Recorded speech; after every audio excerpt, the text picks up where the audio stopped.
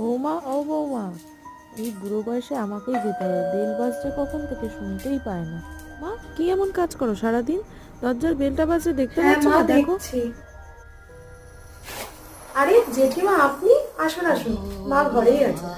হ্যাঁ, তোর শাশুড়ি মা আছে হ্যাঁ, নাকি? ওই ঘরে আছেন। এই আসলাম একটু গল্প করতে। হ্যাঁ, আপনারা গল্প করুন, আমি চা নিয়ে আসছি। হ্যাঁ, ঠিক আছে। আপনার বাড়ির বউ তো সব কাজ করে।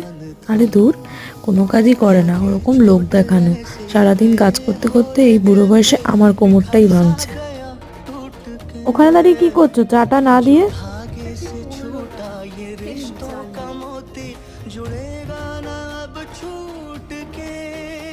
সারাদিন কাজ করার পরে এরকম কথা শুনতে হয়? বিয়ের পরের জীবনটা কি মেয়েদের এরকমই হয় তবে?